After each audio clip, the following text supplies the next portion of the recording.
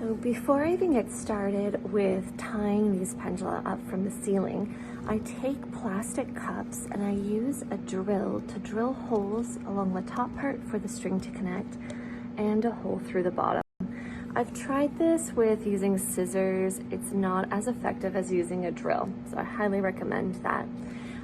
In order to place everything correctly and to not have any slack in the string, I take another cup with a heavy mass in it. This is 500 grams. I just place it inside so that when I'm suspending the string, it doesn't have any slack in the string. And then the other thing I have here are my lists of basically the string lengths, how much I need to tie it from the bottom in order to achieve those Lisa-Ju patterns.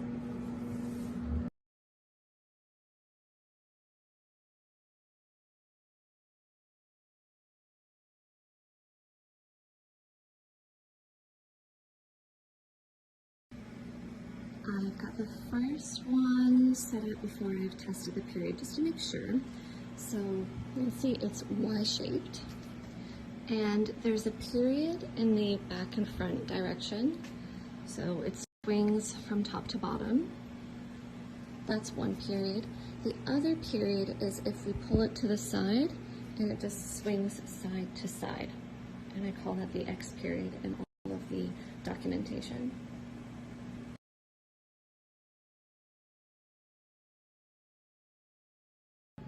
So I wanted to show what the classroom looks like. I had to take this after school because my students came in during my setup time.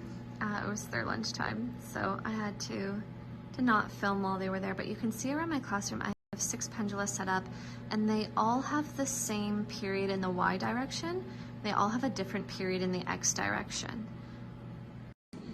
So it kind of ruins this now that there's paint in there, but before the students even get to the paint, I have them have just a mass inside this cup, and they go around to the 6 different pendula and they let it oscillate in each direction 10 times. So like this way was about 27 seconds, and then they oscillate in this direction, like left to right. And then they find the ratio of those 2 oscillations, and they were all really simple ratios, like 1 to 2, 1 to 3, 2 to 3, 3 to 4, 3 to 5, and 4 to 5. And they found those quite well. So after we found those ratios, we checked them. So students went back to the pendula, and in groups of 3, I had them pull the pendulum not back and forth and not right and left, but at a 45-degree angle. And one student counted the periods, or not really the periods, but how many oscillations in the Y direction that goes up to the ceiling. And then the other student would count how many oscillations in the X direction. So this one has a 4 to 5 ratio. So that means a student would count 4 oscillations in the Y direction up to the ceiling, while the other student counted 5 oscillations left and right. And that worked out really well.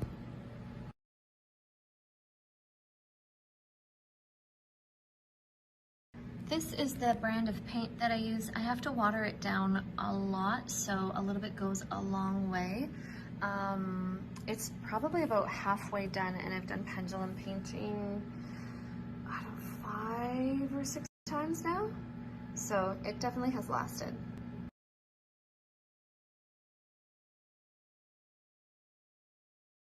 When we're ready for painting, I give them some old chart paper to practice on, and if it works out nicely, then I let them have some Bristol board.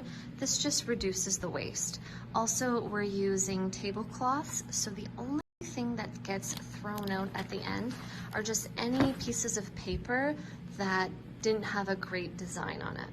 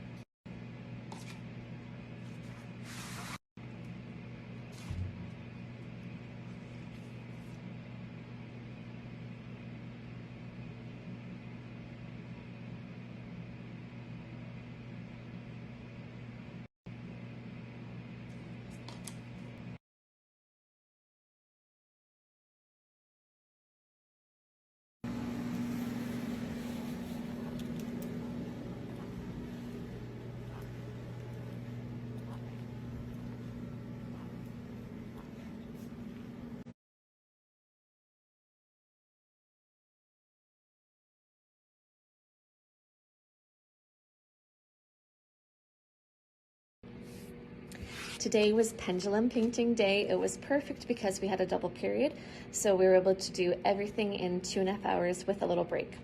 We started with a tiny little note on simple harmonic motion, and the students had to brainstorm factors that could affect the period of a pendulum, just a simple pendulum to start.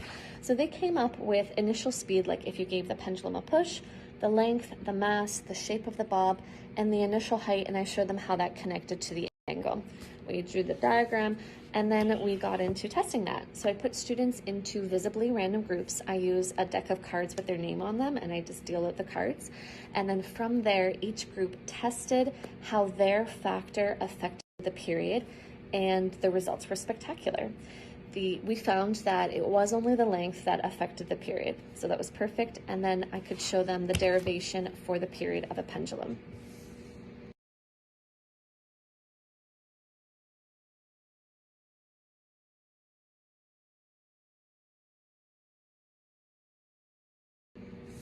Once they had the equation, I gave them a problem that's in their workbook. It's a great problem because it asks them to find the period of a pendulum given this mass, this length, and pulled to this angle. But the mass and the angle don't matter.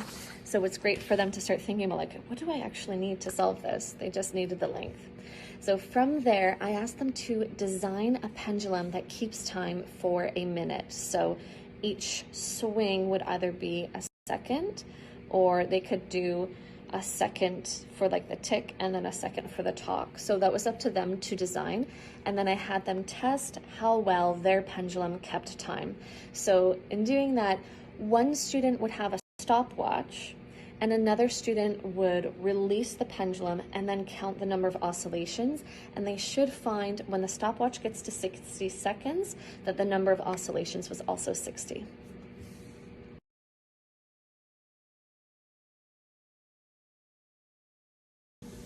After we were done creating pendula that keep time, we had a little snack break. I brought them muffins today since I got them all morning. And then we got into the Lisa Jew patterns. So we started by showing how the pendulum, just a simple pendulum, if you like pull it south, it will swing north to south. If you pull it west, it will swing east to west. If you pull it northeast, it will swing southwest. So that's just the start of this handout. And then we go through how a pendulum can have 2 periods depending on how it's tied. So they saw the 6 pendulum around the room that were tied in this sort of Y shape that gives it an X and Y period. From there, they got to visit the different pendula and then figure out the ratio of the X period to the Y period. And that gave us these beautiful ratios here.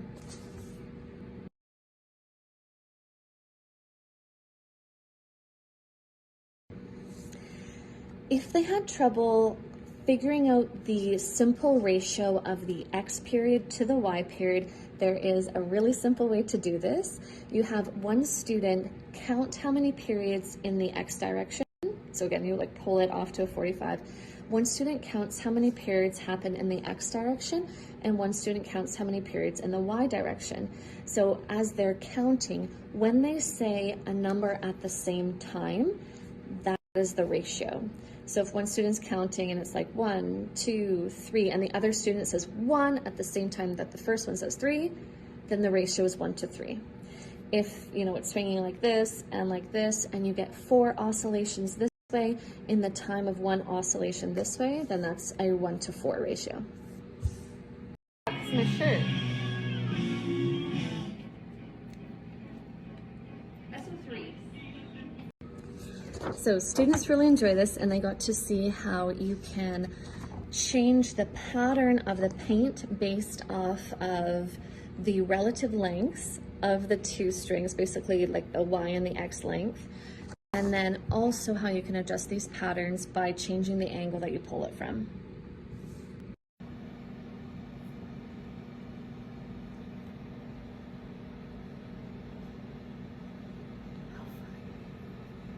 Pendulum painting is, I don't know, is it my favorite lesson? Constellations are also my favorite lesson, and why do bubbles have different colors is also my favorite lesson. But this one is way up there because the students barely sat down. They understood a lot. They were able to apply a ton. They were active, they were engaged, they were having a great time. It's perfect. I highly recommend, if you teach simple harmonic motion, try pendulum painting. It's spectacular.